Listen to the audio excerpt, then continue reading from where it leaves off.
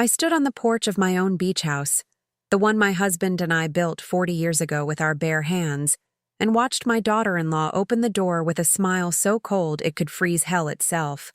"What are you doing here, Linda?" she asked, blocking the entrance with her body. "This is my house, Rebecca," I replied, my voice shaking. "Actually," she said, pulling out a stack of papers from behind her back, "it's ours now. My lawyer made sure of that, and you need to leave." Immediately. In that moment, standing there with my suitcase in hand and the ocean breeze at my back, I realized my own son had orchestrated the theft of everything I owned. But what Rebecca didn't know, what neither of them knew, was that I had been recording every phone call, every conversation, every lie for the past 6 months, and I was about to burn their perfect little scheme to the ground. If you're watching this from your hometown, drop a comment and tell me where you're from. I love knowing my stories reach people everywhere. And please, subscribe to my channel because what I'm about to tell you next will make you question everything you think you know about family loyalty. Let me take you back 3 months before that moment on the porch. My husband Thomas had just passed away after 52 years of marriage. The funeral was on a Tuesday, and by Thursday, my son Marcus was already asking about the will. I remember sitting in our living room, still wearing black, still smelling the funeral flowers that filled every corner of the house. "Mom, we need to talk about your finances," he said, not even waiting for me to finish my coffee. Rebecca sat beside him, her perfectly manicured nails tapping on her phone, barely looking up. Something felt wrong. But grief makes you doubt everything, even your own instincts. Marcus had always been ambitious, but Thomas and I were proud of that. We put him through business school, helped him start his consulting firm, and yes, we'd given him money over the years when he needed it. But this was different. There was an urgency in his voice that made my stomach turn. "What about my finances?" I asked, trying to keep my voice steady. He exchanged a look with Rebecca, one of those silent conversations married couples have. "Dad left you pretty comfortable, but you're 72 now. You shouldn't be managing everything alone." The word alone hung in the air like smoke. I told him I was fine, that Thomas had left detailed instructions and everything was organized. That's when Rebecca finally looked up from her phone. "Linda, Marcus is just worried about you. The beach house alone requires so much maintenance. What if something happens and you're there by yourself?" Her concern sounded rehearsed, like she'd practiced it in front of a mirror. I'd never liked Rebecca much, but Thomas always said to give her a chance, that she made Marcus happy. Now, sitting across from them in my grief, I wondered if Thomas had seen something I'd missed. They stayed for another hour, circling back to the same topics. The beach house was too much responsibility. My age made me vulnerable. They could help manage things. Finally, I asked them to leave because I had a headache, which was true, but I also needed them gone so I could think.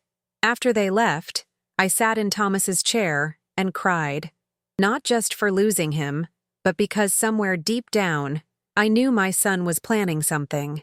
Thomas used to say, "Trust your gut, Linda. It's smarter than your brain." That night, my gut was screaming. The next morning, Marcus called before I'd even had breakfast. "Mom, I found a great financial advisor. He can help you organize everything." I told him I wasn't ready to think about money yet. "That's exactly why you need help," he insisted. "You're not thinking clearly. Rebecca and I are coming over this afternoon with some papers for you to sign. Just power of attorney stuff so we can help if you need it." Power of attorney. The words made my blood run cold. Thomas had warned me about that before he died, told me to never sign away my control to anyone, not even Marcus. I called my friend Dorothy, who'd been a paralegal for 30 years before retiring. She came over immediately with a box of tissues and a bottle of wine. "Do not sign anything," she said firmly after I explained what Marcus wanted. Power of attorney means they can access your bank accounts, sell your property, make medical decisions. Everything. I felt sick. This was my son we were talking about, not some stranger. But Dorothy's face was serious. "Linda, I've seen this before. Sometimes the people who hurt us most are the ones we never suspected." She suggested I record any future conversations with Marcus, just in case. I thought she was being paranoid. I was wrong. That afternoon when Marcus and Rebecca arrived, I told Dorothy to wait in the bedroom. I wanted witnesses, even if they didn't know they were being recorded. My phone was in my pocket, voice memo app running. Marcus spread papers across my kitchen table, the same table where I'd fed him breakfast for 18 years. These are just formalities, Mom. Sign here, here, and here. I picked up the first document. It wasn't just power of attorney. It was a transfer deed for the beach house. My hand started shaking so badly I almost dropped the paper. "What is this?" I asked, trying to keep my voice calm. Marcus barely glanced at the document. "It's to protect the house. If you go into a nursing home, Medicaid can take it. This way, it's protected in my name." Rebecca nodded along like a bobblehead. But I'd done my research after Thomas died. That wasn't how Medicaid worked. And even if it were, there were legal ways to protect assets without giving them away. "I'm not signing this," I said, putting the papers down. The temperature in the room dropped 20 degrees. Marcus's jaw tightened, that same look he'd get as a teenager when he didn't get his way. "Mom, you're being unreasonable," he said, his voice harder now. "We're trying to help you." Rebecca placed her hand on his arm, playing the peacemaker. "Linda, maybe you should talk to a lawyer first if you're uncomfortable. We just want what's best for you." But her eyes told a different story. They were calculating, cold, already planning the next move. I told them I needed time to think, that I'd just buried my husband and couldn't make big decisions yet. They left angry, barely saying goodbye. Through the window, I watched them argue in their car before driving away. That's when I knew for certain. My son was trying to steal my house. Dorothy came out of the bedroom with tears in her eyes. "Did you record that?" I nodded. "Good. Because that wasn't love, Linda. That was a con." We listened to the recording together, and hearing it back made it even worse.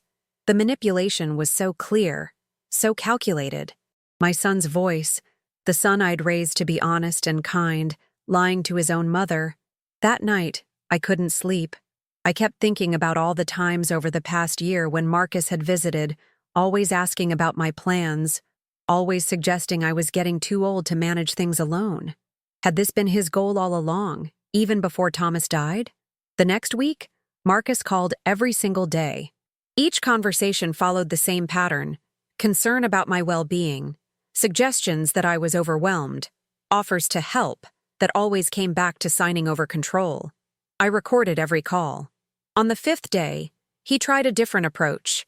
"Mom, Rebecca and I want to take you to lunch at the beach house this weekend. We can clean out some of Dad's things, spend quality time together." Something about the way he said beach house made my skin crawl. I told him I'd think about it, but I had no intention of going anywhere with them until I understood what was really happening. I called the county clerk's office that afternoon and asked them to check if any recent documents had been filed regarding my property. The woman on the phone was quiet for a long moment. "Mrs. Patterson, I'm showing a transfer deed filed 2 weeks ago. The beach house property is now listed under Marcus Patterson's name." The room started spinning. 2 weeks ago was 3 days after Thomas's funeral. "That's impossible," I said. "I never signed anything." She explained that the signature on file appeared to be notarized and legitimate. Someone had forged my signature and they'd done it fast. I hung up and immediately called Dorothy. She drove over with her friend Milton, a lawyer who specialized in elder fraud. When I told them what I'd discovered, Milton's face went grave. "This is forgery and fraud. But proving it will be difficult, especially if they have a notarized document." He explained that I'd need to file a police report, get handwriting experts, possibly sue my own son. The process could take months or years. "Or," he said carefully, "we could set a trap. If they think they've gotten away with this, they might try for more. And when they do, we catch them red-handed." The idea terrified me, but it also made sense. I asked Milton what he meant by a trap. "Let them think you're vulnerable. Play along just enough to see what their full plan is. Meanwhile, we build our case. Recordings, documents, witnesses. When they make their final move, we shut them down completely." It meant pretending to be the confused, grieving widow they thought I was. It meant letting my son think he was winning. Every instinct I had screamed against it, but Dorothy squeezed my hand. "Linda, if you don't do this, they'll take everything Thomas worked for. Everything you both built together." That night, I made my decision. I would become an actress in my own life. I would record everything, document everything, and when the time was right, I would show Marcus exactly who his mother really was. I called him the next morning, my voice shaky and tearful. "Marcus, honey, I'm sorry I've been so difficult. You're right. I'm overwhelmed. Can you come over today? I want to talk about those papers." I could hear the satisfaction in his voice when he agreed. He thought he'd broken me. He had no idea I was building his prison brick by brick. When Marcus and Rebecca arrived that afternoon, I played my part perfectly. I wore my oldest clothes, left my hair messy, made the house look slightly neglected. "I just don't know what to do without your father," I said, wiping fake tears. Rebecca actually smiled. They spent 2 hours talking about how they'd help me, how much easier my life would be if I let them handle things. I nodded along, asked confused questions, acted every bit the helpless old widow. Meanwhile, my phone recorded every word from inside a tissue box on the coffee table. Before they left, Marcus brought up the beach house again. "Since we'll be managing your properties, Rebecca and I thought we might stay at the beach house this summer. You wouldn't mind, would you, Mom?" He wasn't asking permission. He was testing how far he could push. I made my voice small and uncertain. "I suppose that would be all right. I haven't been there since your father passed anyway." Rebecca's eyes lit up. "Actually, Linda, it might be better if the house was in our name entirely. For insurance purposes." There it was, the real plan. They didn't just want to use the house, they wanted to own it.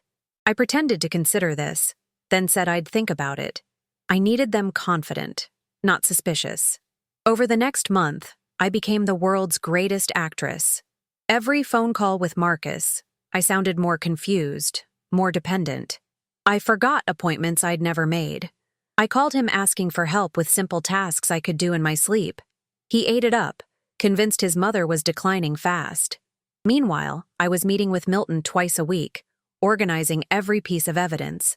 We discovered that Marcus had also tried to access my bank accounts using a forged power of attorney. The bank had flagged it as suspicious and denied the request, but he'd tried. My own son had tried to steal my money while I was burying his father. Dorothy suggested I hire a private investigator to follow Marcus and Rebecca. At first, I thought that was too much, but Milton agreed it was smart. If they're this bold with you, they might be running other cons. The investigator, a woman named Carmen, found something shocking within a week. Rebecca had a history. She'd been married twice before Marcus, and both previous husbands had elderly parents who mysteriously signed over property to Rebecca shortly before dying or going into care homes. One case was still being investigated by Adult Protective Services in another state. My daughter-in-law was a professional predator. When Carmen showed me her report, I thought I might be sick. Rebecca had married Marcus specifically because she knew we had money and property. She'd spent 3 years studying our family, learning our weaknesses, planning her attack, and she'd waited until Thomas died because he never trusted her, never would have fallen for her act. Marcus, my loving but somewhat gullible son, had been her perfect mark. I wanted to call him right then, to scream the truth at him, but Milton stopped me. "Not yet. We need everything documented for the police and the courts. If you confront them now, they'll destroy evidence." So I waited, and I planned, and I let them think they were winning. Marcus started coming by less frequently, always with an excuse about work or travel. The truth was, he didn't need to check on me anymore. He thought the job was done.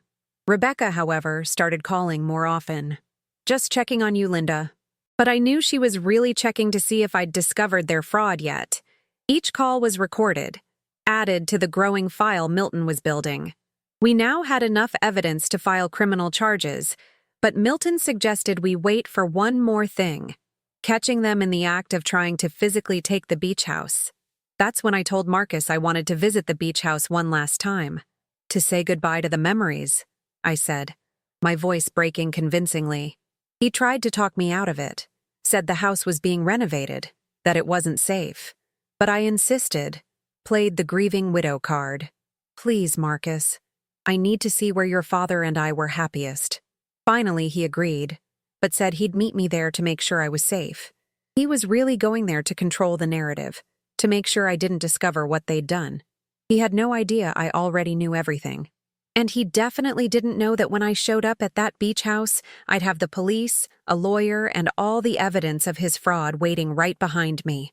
The night before I was supposed to drive to the beach house, I barely slept. This was it, the moment when I'd confront my son with the truth of what he'd done. Dorothy stayed over, worried I'd back out at the last minute. "You're doing the right thing," she kept saying. But it didn't feel right.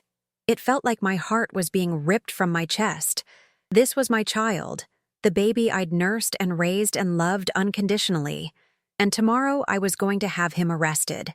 Milton called at 7 in the morning to confirm the plan. Police would be waiting nearby out of sight. Carmen would be recording everything. I just had to get Marcus and Rebecca to say something incriminating on camera. I drove to the beach house alone, my hands gripping the steering wheel so tight my knuckles were white. The 3-hour drive felt like both an eternity and a second. I thought about turning back a dozen times. But then I'd remember Thomas's face. Remember the 40 years we'd spent building that house together. Remember every sacrifice we'd made to give Marcus a good life. And I'd remember Rebecca's cold smile and my son's lies. And my foot would press harder on the gas. The beach house appeared on the horizon just after noon, sitting on that beautiful stretch of sand where Thomas proposed to me 53 years ago. My son was about to learn that his mother was nobody's fool. I parked in the driveway and sat for a moment, gathering my courage. Through the window, I could see movement inside my house. Inside my stolen house. Someone was already there, making themselves at home in a place they had no right to be. I grabbed my suitcase from the trunk, the one I'd packed with Thomas's favorite photo albums and some clothes, props for my performance. Carmen was parked down the street, cameras ready. Milton was 10 minutes away. The police were waiting for my signal. I walked up those familiar porch steps, each one holding 1,000 memories, and raised my hand to knock on my own door. But before my knuckles touched the wood, the door swung open, and Rebecca stood there with that smile that now made perfect sense, the smile of a thief who thought she'd already won. And that's when she said those words that changed everything. But what happened next, what I did in that moment, is something you need to hear to believe. Don't go anywhere. This is where the real fight begins. "What are you doing here, Linda?" Rebecca asked, her voice dripping with fake sweetness. Behind her, I could see my furniture rearranged, new curtains on the windows, her belongings scattered across my coffee table. "This is my house, Rebecca," I said, louder than I intended. She laughed, actually laughed, and pulled those papers from behind her back. "Actually, it's ours now. My lawyer made sure everything is legal. You signed the transfer deed 3 weeks ago." I felt my blood boil. "I never signed anything." Her smile widened. "Well, the county records say otherwise. Now I'm going to have to ask you to leave before I call the police for trespassing." Trespassing. In my own house. The house Thomas and I built with our savings and our sweat. I could feel my phone in my pocket, recording every word. Carmen was watching from her car. Milton was almost here. I just needed to keep Rebecca talking. "Where's Marcus?" I asked, trying to sound defeated. She waved her hand dismissively. "He's at work. He didn't think you'd actually show up. Honestly, Linda, this is embarrassing for everyone. You're clearly not well. Maybe we should call someone to take you to a doctor." The gaslighting was so smooth, so practiced. How many other families had she done this to? I stepped forward, and she instinctively blocked the doorway with her body. "I want to come inside. I want to see what you've done to my house." Rebecca's eyes narrowed. "I already told you, this isn't your house anymore. Do I need to show you the paperwork?" She held up the documents, and I could see my forged signature on the top page. It was good. I'd give them that.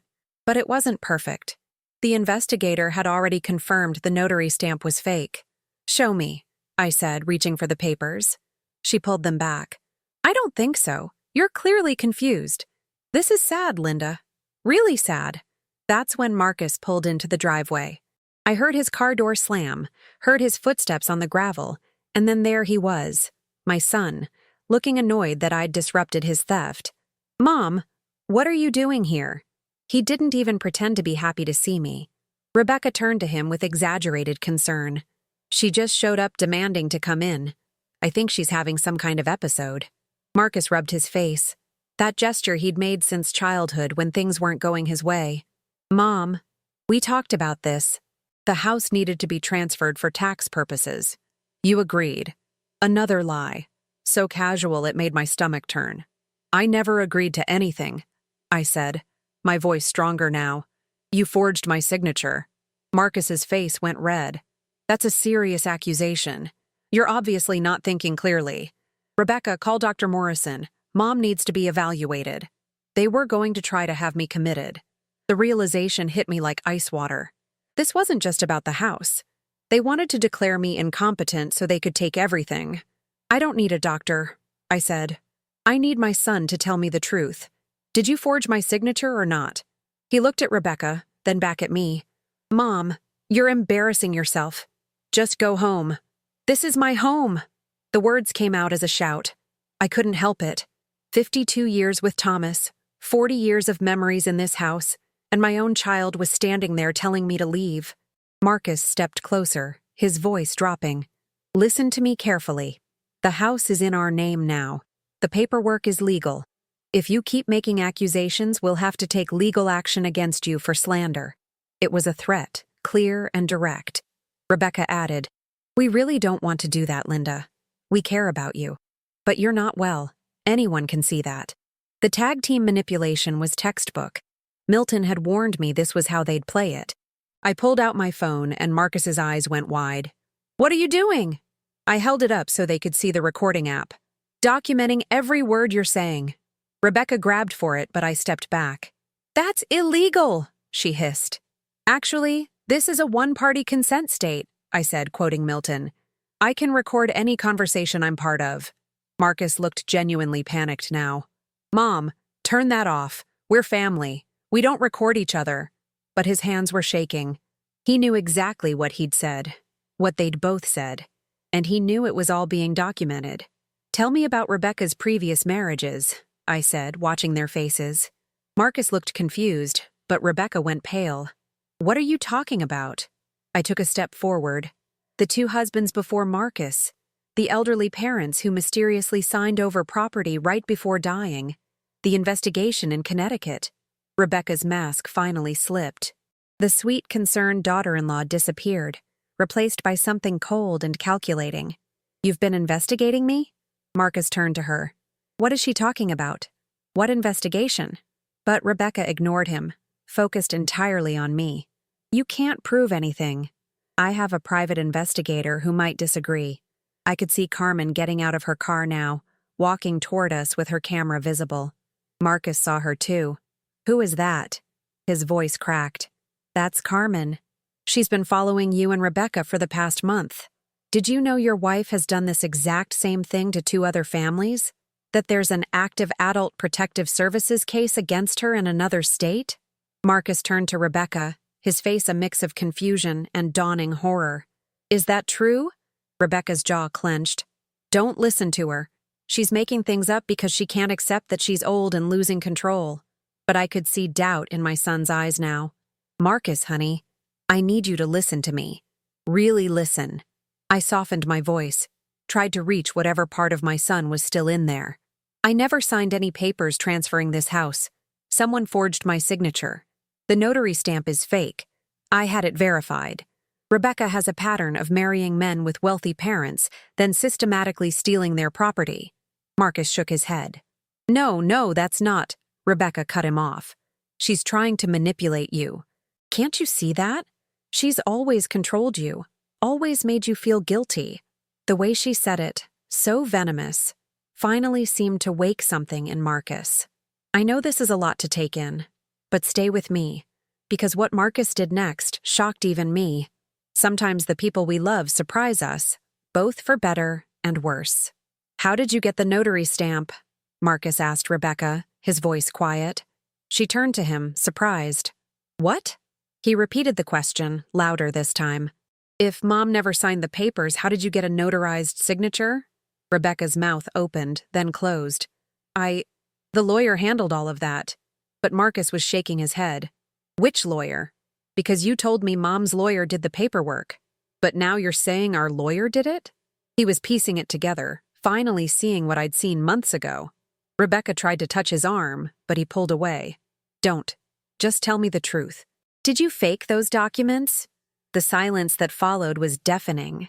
Even the ocean seemed to hold its breath. Rebecca looked at me, then at Carmen with her camera, then at Milton's car pulling up to join us. She was calculating her options, trying to find a way out.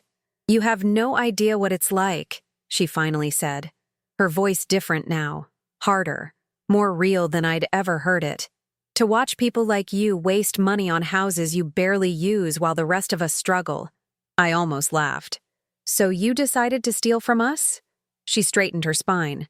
I decided to take what should have been Marcus's anyway. You were going to die eventually. I just moved up the timeline. Marcus stumbled backward like she'd slapped him. What did you just say? But Rebecca was done pretending. Oh, grow up, Marcus. Your mother is old. She doesn't need a beach house. We do. We have our whole lives ahead of us. And the mask had completely fallen away, revealing the predator underneath. Milton reached us then, briefcase in hand. Mrs. Patterson, Mr. Patterson, Ms. Holloway. I'm Milton Fraser, Mrs. Patterson's attorney. I believe we have some things to discuss. Rebecca's eyes darted between all of us. I want my lawyer. Milton smiled. That's your right. But you should know that we have documented evidence of forgery, fraud, and elder financial abuse. The police are on their way. Rebecca bolted, just turned and ran toward her car parked on the side of the house. But Carmen was faster. She'd been a cop before becoming a private investigator, and she had Rebecca on the ground in seconds. Let me go! Rebecca screamed, thrashing. This is assault! Milton calmly pulled out his phone. Actually, it's a citizen's arrest, which is completely legal when a felony has been committed. I watched my daughter-in-law being handcuffed by a woman she'd never even noticed following her, and felt no satisfaction. Only a deep, tired sadness. This was my family. This was what we'd become. Marcus sank onto the porch steps, his head in his hands. I sat beside him, not touching, just being there. Did you know? I asked quietly. He shook his head. Not about her past. Not about the forgery. I swear, Mom, I thought... His voice broke. She told me you'd signed the papers. She said you were confused about it later because of grief, but that you definitely agreed to transfer the house. I believed her. I wanted to be angry. But looking at my son, I saw what I should have seen months ago. He was a victim too. Rebecca had manipulated him just as surely as she'd tried to manipulate me. She said we needed money. Marcus continued, tears streaming down his face. Her business was failing. She said if we could just sell the beach house, we could save everything. I told her we had to talk to you first, but she said you'd never agree because you were too emotionally attached. She said it would be kinder to just handle it ourselves and tell you after. Each word was like pulling teeth. I'm such an idiot. Dad always said she was trouble, and I defended her. I defended her against both of you. He looked at me. Mom, I am so sorry. I don't expect you to forgive me. I don't know if I can forgive myself. 2 police cars pulled up, lights flashing. Officers got out, and Carmen explained the situation while still holding Rebecca down. One of the officers, a young woman with kind eyes, helped Rebecca to her feet and read her rights. Rebecca glared at me the whole time. This isn't over, she spat. You'll never prove anything. But Milton had his briefcase open, showing the officers document after document. The forged signatures, the fake notary, the paper trail of Rebecca's previous cons, the bank records showing she'd tried to access my accounts. It was all there, meticulously organized. Thomas would have been proud. Mrs. Patterson, do you want to press charges? The officer asked me. I looked at Rebecca, really looked at her. She was younger than Marcus by 10 years, beautiful in that polished way that takes money and time. She'd seen an easy mark in my grieving son and a fortune in my husband's death. Part of me wanted to tell them to let her go, that pressing charges would only hurt Marcus more. But then I remembered all the other families she'd done this to. The elderly parents who'd lost their homes. The children who'd been left with nothing. Yes, I said firmly. I want to press full charges. Rebecca was loaded into the back of a police car, still screaming about lawyers and lawsuits. The officer told me I'd need to come to the station to give a formal statement. Milton said he'd accompany me. Carmen handed over her files and recordings. And through it all, Marcus sat on those porch steps, watching his wife being arrested, his whole world falling apart. I knew that feeling. I'd felt it the day Thomas died. The difference was, Thomas's death wasn't a betrayal. This was. "Mom," Marcus said as they started to drive Rebecca away, "I need to tell you something else." My heart sank. What else could there be? Marcus stood up, his face pale. A week after Dad's funeral, Rebecca and I went to the bank. She had me sign some documents. Said they were to consolidate our accounts, make things easier.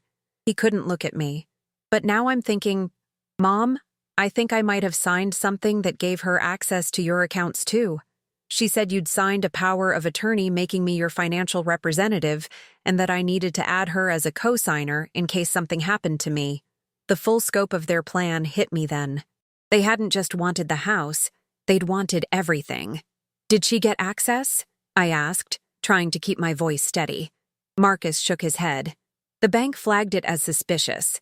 They said they needed to verify with you directly before making any changes."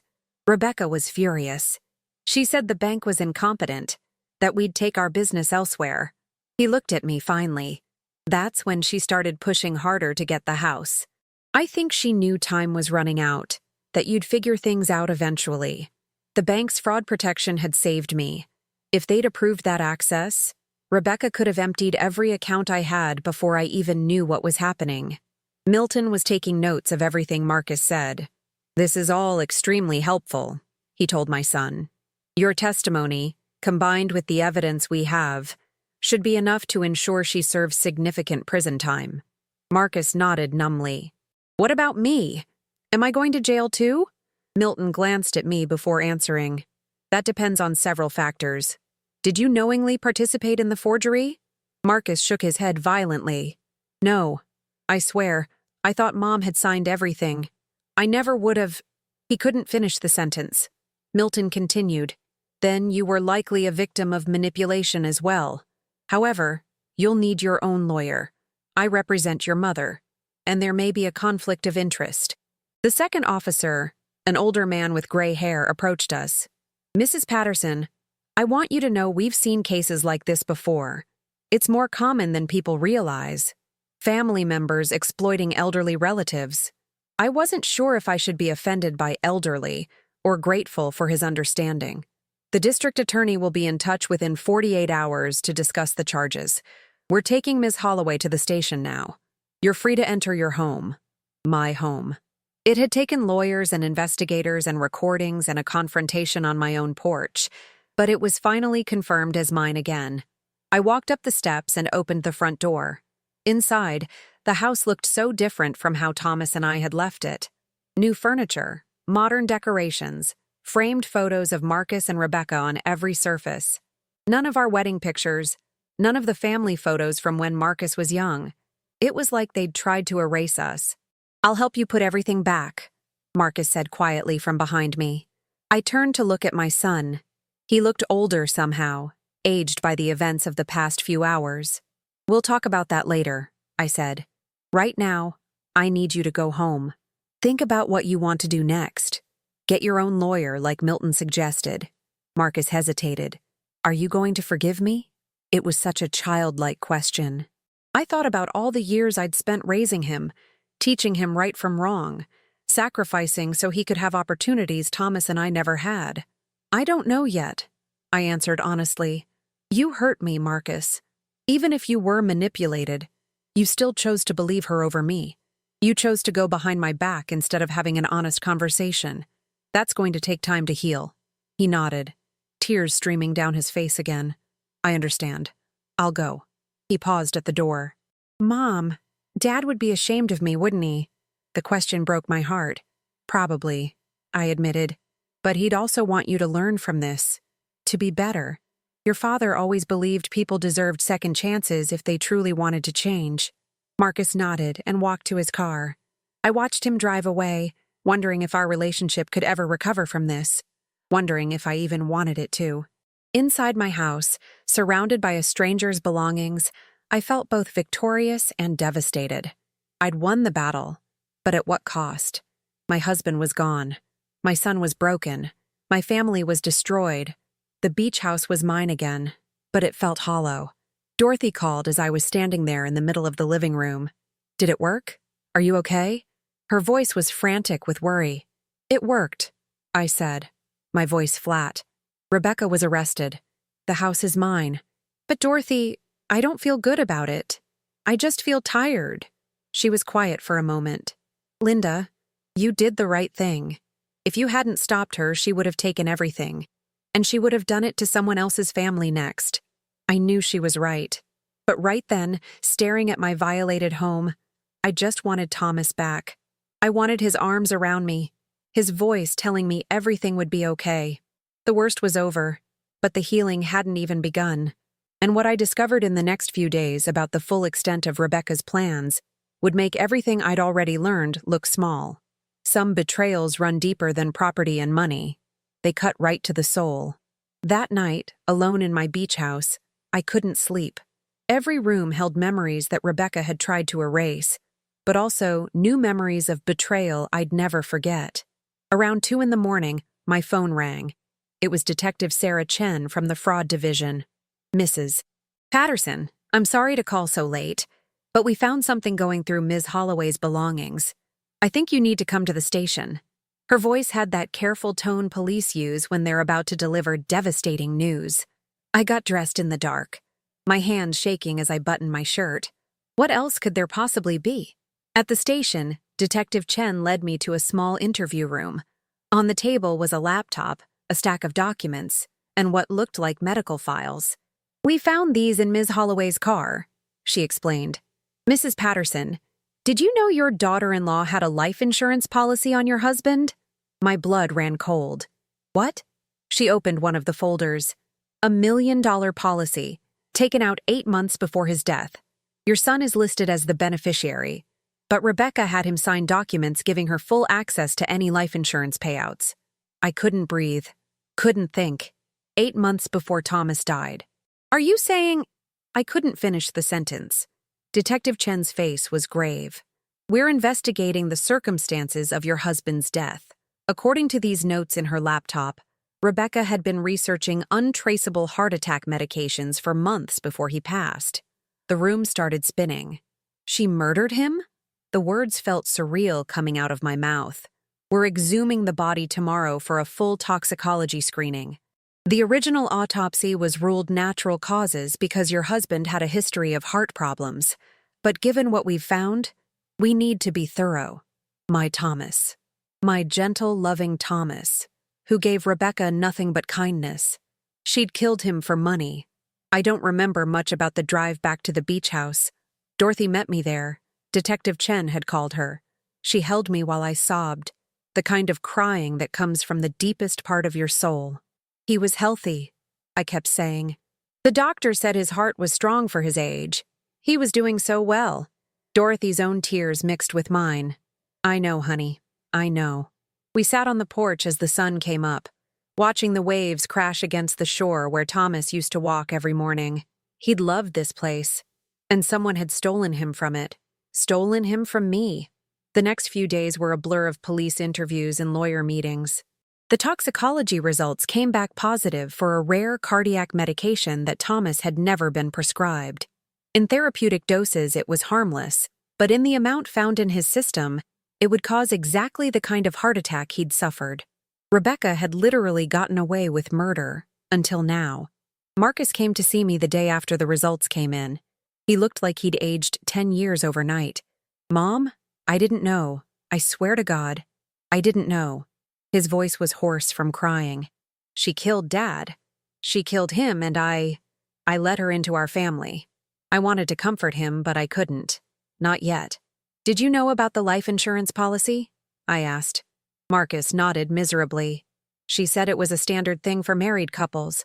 that we should all have policies on each other for financial security. I never thought.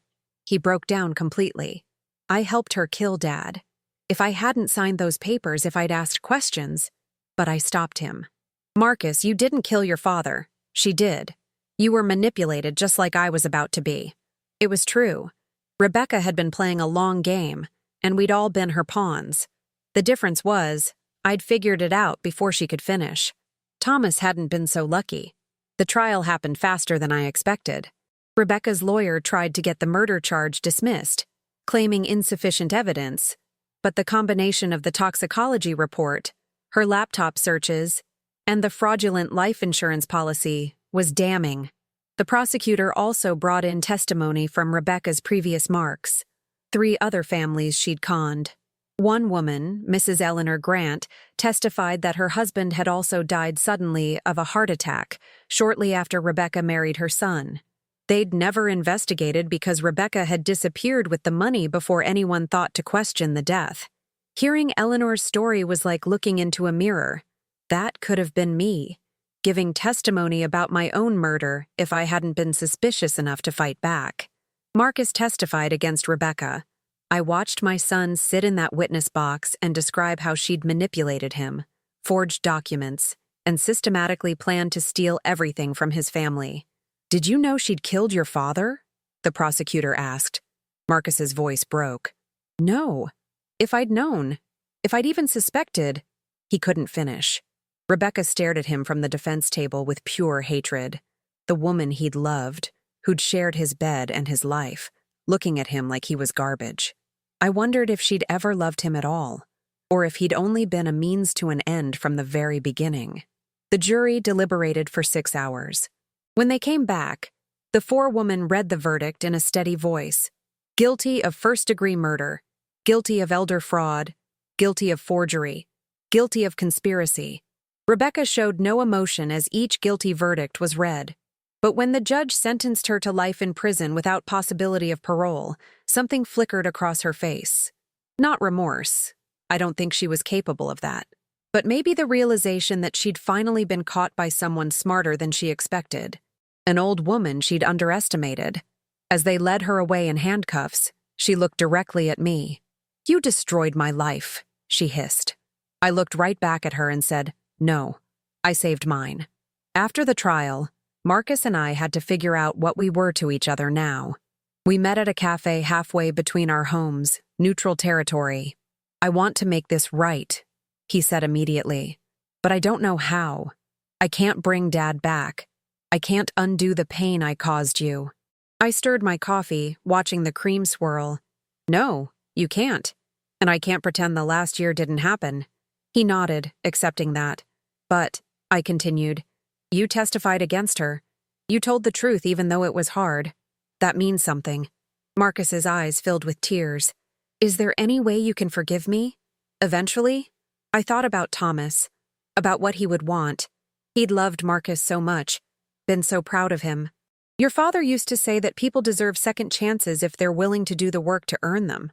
Marcus leaned forward. I'll do anything. Therapy, community service, whatever you think I should do. I could see he meant it. The experience had broken something in him, but maybe that breaking was necessary. Maybe he needed to be torn down to be rebuilt into someone stronger, someone who wouldn't be so easily manipulated. Here's what I need, I said. I need you to get therapy. Real therapy, not just a few sessions. I need you to understand how you were manipulated so it never happens again. And I need time, I continued. Time to grieve your father properly without the shadow of his murder hanging over everything. Time to heal from what you and Rebecca did to me. Time to figure out if we can have a real relationship, not one based on obligation or guilt. Marcus nodded at everything. How much time? I smiled sadly. I don't know. Maybe months, maybe years. But I promise you this. I won't shut you out forever. You're still my son. That hasn't changed. We finished our coffee in silence, but it was a different kind of silence than before. Not comfortable, but not hostile either. It was the silence of 2 people learning how to be around each other again. I still think about that moment sometimes, choosing to leave the door open for my son even after everything. Some of you might think I was too soft. Others might understand that love doesn't just disappear, even when it's tested. I sold the beach house 6 months after the trial. I couldn't live there anymore, not with Thomas's ghost in every corner, and the memory of Rebecca's betrayal on that porch. But I didn't sell it to strangers. I donated it to a nonprofit that provides temporary housing for domestic violence survivors. Thomas would have liked that. His house helping people escape from predators like Rebecca. The organization put a plaque by the front door. Patterson House, in memory of Thomas Patterson, who believed in second chances. Every time I visit to check on the families staying there, I touch that plaque and tell Thomas about the lives being rebuilt under his roof. The $1 million from the life insurance policy went to charity, too. I couldn't touch that blood money, couldn't benefit from my husband's murder even indirectly. I split it between elder abuse prevention programs and organizations that help families recover from financial fraud. Milton helped me set up a foundation in Thomas's name that provides free legal services to elderly victims of financial exploitation. In the first year alone, we helped 43 families fight back against relatives trying to steal from them. Every case we won felt like justice for Thomas, like his death had meaning beyond the tragedy. Marcus did go to therapy. He went every week for 2 years, working through his guilt and learning to recognize manipulation tactics. He joined a support group for people who'd been in relationships with con artists and started speaking at elder abuse awareness events. Watching him share his story, watching him help others avoid his mistakes, that's when I started to forgive him. Not because he deserved it, but because holding on to anger was like drinking poison and expecting Rebecca to die. She was in prison. She couldn't hurt me anymore. The only person my anger was destroying was me. On what would have been Thomas's 75th birthday, Marcus and I went to his grave together. It was the first time we'd been there at the same time since the funeral. Marcus laid flowers and broke down. "I'm so sorry, Dad. I'm so sorry." I put my hand on his shoulder. "He knows. And I think he'd be proud of the work you're doing now." Marcus looked up at me with red eyes. "You really think so?" I nodded. "Your father always said it's not about the mistakes you make. It's about what you do after. You're helping people now. You're using what happened to make sure it doesn't happen to others." That's what he would have wanted. We stood there for a long time, mother and son, united in grief but also in healing. "I got my 6-month chip," Marcus said quietly. I looked at him, confused. "Chip?" He pulled a small bronze coin from his pocket. "From therapy. They give you chips for milestones. 6 months, 1 year, 2 years.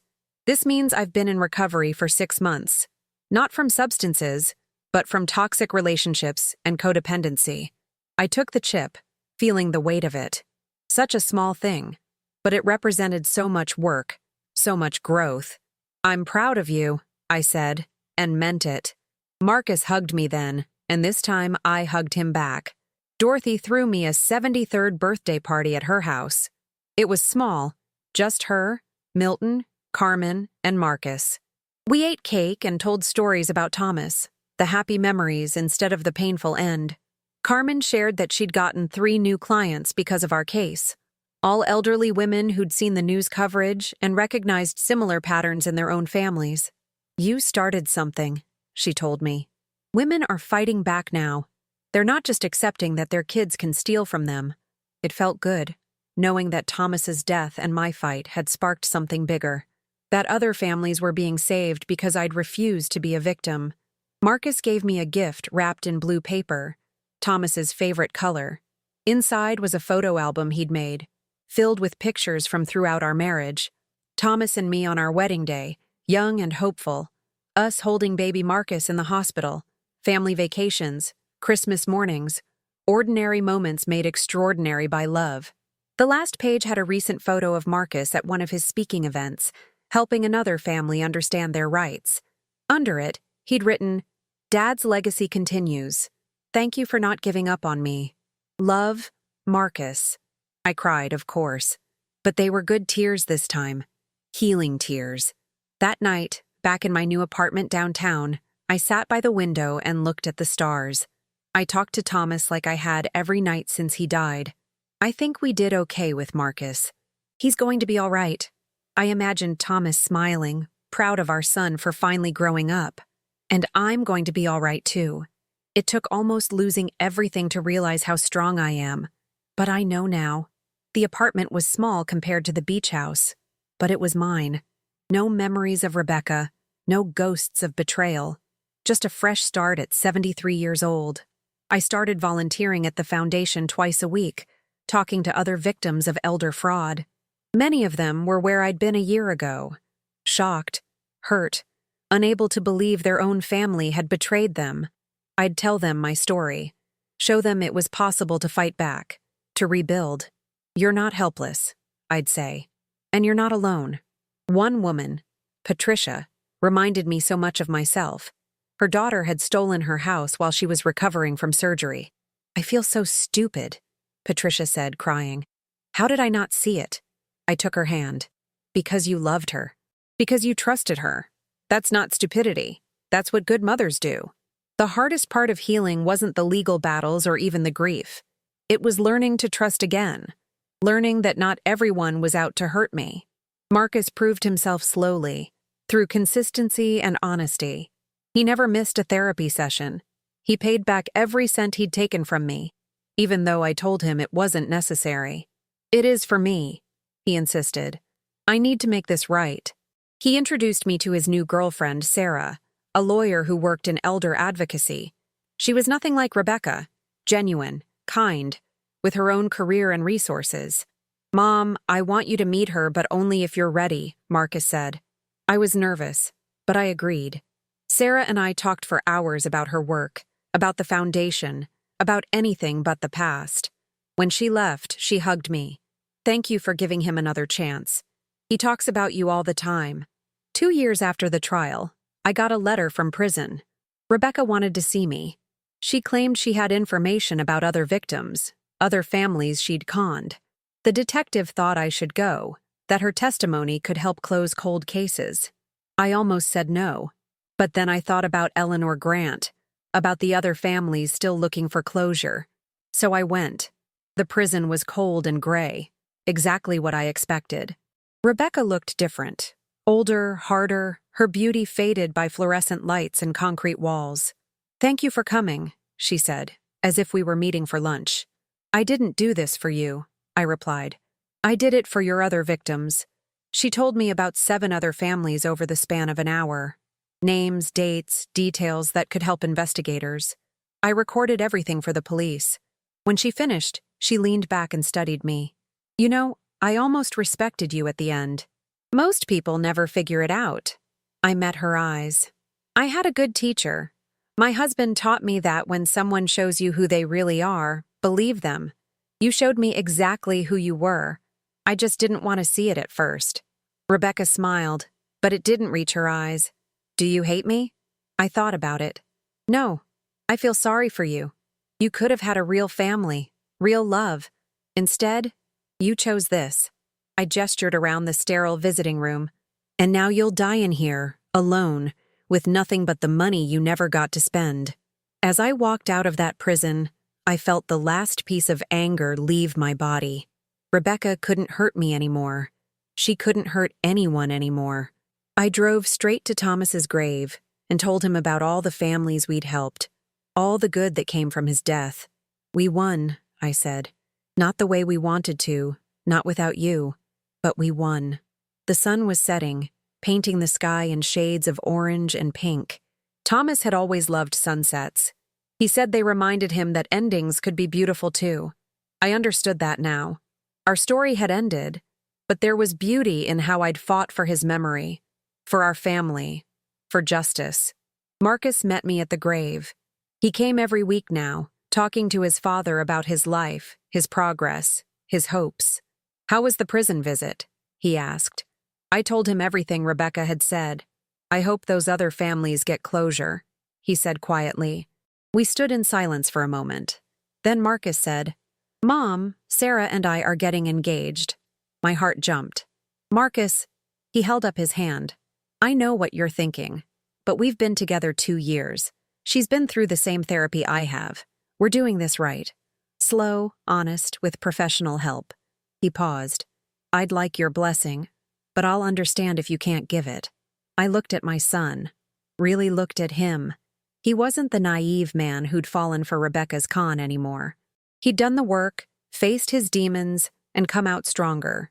Does she make you happy? I asked. Marcus smiled.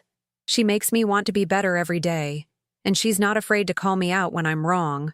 We're partners, not— He didn't finish, but I knew what he meant. Not like with Rebecca. Then you have my blessing, I said. His face lit up with joy, and he hugged me tight. Thank you, Mom.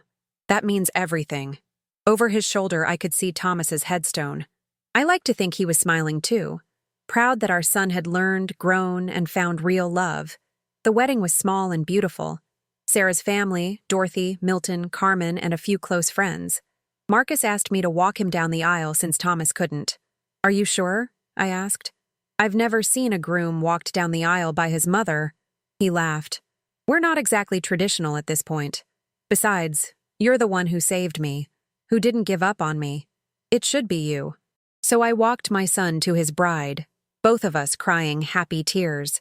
The officiant talked about second chances and the power of forgiveness, about how love isn't perfect, but it's worth fighting for. When Marcus and Sarah said their vows, promising honesty and partnership, I felt Thomas's presence so strongly, I almost turned to look for him. At the reception, Marcus gave a speech. My mom once told me that it's not about the mistakes you make. It's about what you do after. I made terrible mistakes. I hurt the person I love most in the world, but she gave me a chance to make it right. Mom, thank you for loving me even when I didn't deserve it. Thank you for teaching me what real strength looks like. The room applauded, but I was too busy crying to notice. After the speech, Sarah came and sat with me. I want you to know I understand what a gift it is that you trust me with your son. I promise I'll take care of him. I squeezed her hand. And I promise to trust you until you give me a reason not to. That night, alone in my apartment, I realized something profound. Rebecca had tried to destroy me, had murdered my husband and stolen my home.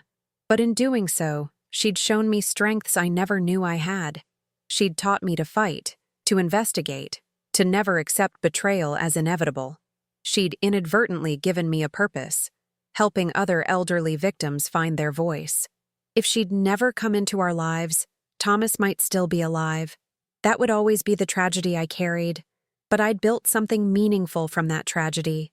I'd helped dozens of families. I'd repaired my relationship with Marcus. I'd found peace. 6 months after the wedding, Marcus called with news. Mom, you're going to be a grandmother. Sarah's pregnant. The joy in his voice was unmistakable. I sat down hard, overwhelmed with emotion. A grandchild. Thomas's grandchild, who would never meet him. Mom, are you there? Marcus asked, worried. I'm here, I managed. I wish your dad could be here for this.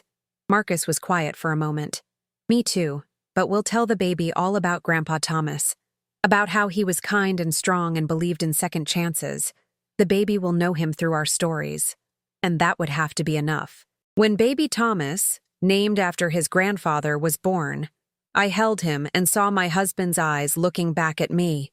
The same warm brown, the same gentle expression. Hi, little one, I whispered. I'm your Grandma Linda. I have so many stories to tell you about the man you're named after. Marcus stood beside me, tears streaming down his face. Do you think Dad would have liked me naming the baby after him? After everything that happened? I looked at my son. I think your father would have been honored, and I think he'd be proud of the man you've become. It was true. We'd all been through fire, but we'd survived. Broken, scarred, but ultimately stronger. That night, I wrote a letter to baby Thomas to read when he was older. I told him about his grandfather's kindness, his integrity, his love. I told him about the beach house and the foundation, and the lives saved in his grandfather's name. But I also told him the truth about Rebecca, about the betrayal and the murder. Your father made mistakes, I wrote, but he learned from them and became better. That's what defines us, not our worst moments, but how we respond to them. Your grandfather believed in second chances. So do I, and I hope you will too. I sealed the letter and put it in my safe, to be given to him on his 18th birthday. Now, at 75, I look back on those terrible years with a strange kind of gratitude. Not for what happened, but for what I discovered about myself. I learned that I was stronger than I ever imagined. That love doesn't mean being a doormat. That forgiveness is possible, but it requires work from both sides. Thomas's death nearly destroyed me, but it ultimately revealed who I truly was. A woman who wouldn't go down without a fight. A woman who could face her own son in court and still find a way to love him. A woman who could turn tragedy into purpose. The foundation is thriving now. We've helped over 200 families in 5 years. Every time I hear a story of someone who fought back, who refused to be victimized by their own family, I think of Thomas. This is his legacy. Not the money Rebecca tried to steal. Not the property she fought over. His legacy is the courage he gave me, the values he instilled in Marcus, the love that survived even betrayal and death. Rebecca took his life, but she couldn't take what he stood for. She couldn't erase the 40 good years we had together or the lessons he taught us both. Marcus brings little Thomas to visit every Sunday. We go to the park, to Thomas's grave, to the foundation office where I work. The baby is 2 now, babbling about Gampa in heaven and pointing at his grandfather's picture on my wall. Marcus has become a devoted father, determined to break the cycle of manipulation and give his son a childhood built on honesty and trust. Watching him with the baby, seeing the love and care he shows, I know we made it through. We survived the worst thing that could happen to a family, and we came out the other side intact. Last week, I got a letter from Patricia, the woman who'd reminded me so much of myself. She'd won her case against her daughter and recovered her stolen property. "I wanted to thank you," she wrote. "You showed me that being a victim isn't a permanent state, that we can fight back and win. Because of you, I have my house back. More importantly, I have my dignity back." I cried reading her letter, thinking about how far we'd both come, how many women like us were out there, finding their strength, reclaiming their lives. This was Thomas's legacy. This was what his death had bought, an army of elderly women who refused to be silent anymore. That's my story. 3 years from that terrible confrontation on my own porch to today, a different woman living a different life. Some people say I was too forgiving with Marcus. Others say I should have seen Rebecca's true nature sooner. Maybe they're right, but I did what felt right for me, and I have no regrets. I fought back, I won, and I turned my pain into purpose. What would you have done in my place? Would you have forgiven your child for their role in the betrayal? Would you have been strong enough to fight when everything seemed lost? Leave me a comment with your thoughts. And if my story touched you, please give this video a like and subscribe to my channel. I have so many more stories to share about life, love, and finding strength you never knew you had. Until next time, remember, you're never too old to fight for what's yours.